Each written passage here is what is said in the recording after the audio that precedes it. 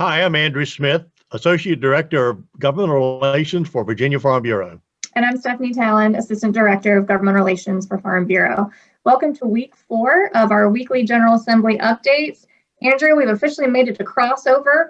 For those of you who don't know, crossover is the time in the General Assembly where bills must be finished and heard in their respective houses and crossed over to the other side. So, for example, all bills that originate in the House have to be heard in the House and sent over to the Senate. Each House must complete work on their own bills as of today. So it's moving right along. Crossover this year usually marks the halfway point of the General Assembly session, but it's looking a little bit different this year, and that's because we've had a little bit of a different arrangement as far as the length of session goes. Normally in odd years, we have 45 or 46 days of session to deal with the budget or to wrap up work, and then in even years it's 60 days to deal with the budget. But this year we had a 30-day session initially.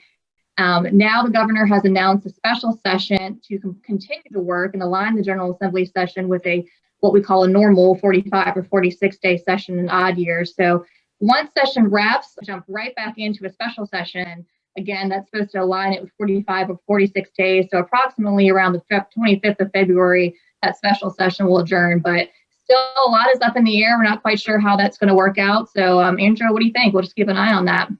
Yeah, and it's going to look different for the second half, this year, because we've had the House meeting virtually and the Senate meeting in person themselves in their committees. But the citizens and we as lobbyists, speaking to them through virtual methods. But now you're going to have patrons from the virtual world have bills before an in-person Senate. And my assumption is they'll be speaking to them virtually as well. So it's going to be a little different in that respect, too. That's a great point. And speaking of bills crossing over, you had a couple that you're keeping an eye on this week that crossed over or had some action.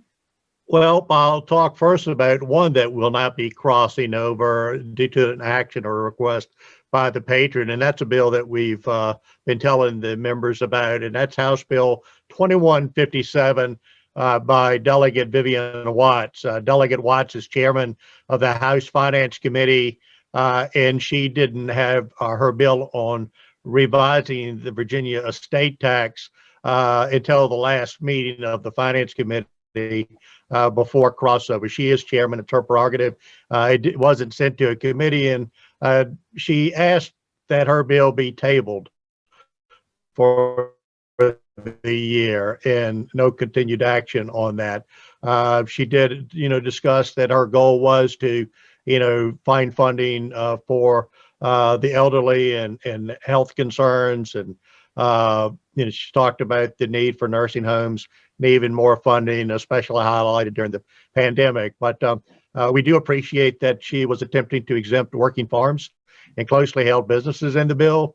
We did express concerns on the definition of working farm and closely held businesses and whether assets would be considered part of that. But we did pledge continuing conversation and do appreciate that bill did not go forward this session. And again, that's House Bill 2157. I wanted to mention one bill that Ben has been working on also, and that it will be crossing over as it has passed the full House of Delegates. And that's House Bill 1801 by Delegate James Edmonds from Halifax County, Virginia. Delegate Edmonds has a bill that increases the fine of littering. Those people throwing trash out the windows, going down the road, those of our members that raise cotton or hay or other agricultural products and live in rural areas see the blight that we have with this trash being in the fields that are cash crops for us. Blue plastic bags in a cotton field definitely can damage the quality of the cotton when it goes to the gin and to be sold to a manufacturer. Same thing with hay. When I've got, people that want to feed the hay, horse folks don't want plastic bags and something that's going to be fed to their animals. So we certainly care about the litter that's thrown out of those windows. And he's attempting, because of the concerns that he's hearing, to increase the fine to try to be a deterrent to those litterers, doing that. So House Bill 1801 went through committee, passed the full floor, and is headed to the Senate. So Ben will continue to work on that, and stay tuned for more on that. Stephanie, what's been going on your end?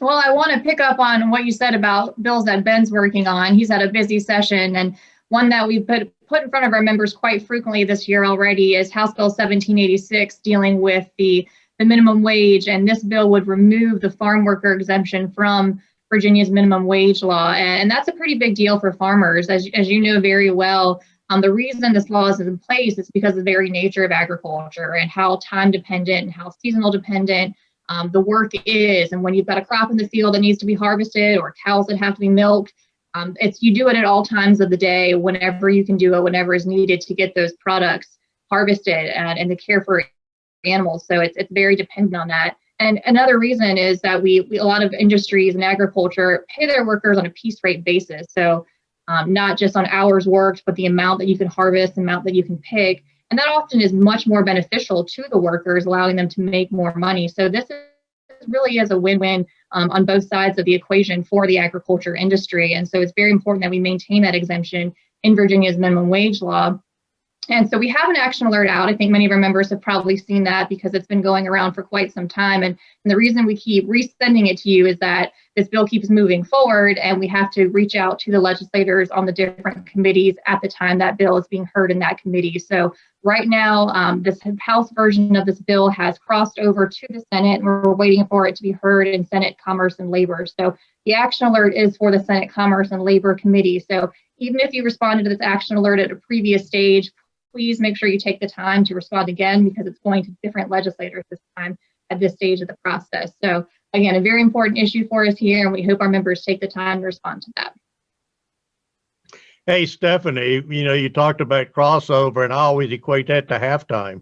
Any predictions for the Super Bowl? Oh gosh, I'm more of a college basketball person, so I don't think I can even tell you who's playing in the Super Bowl this year.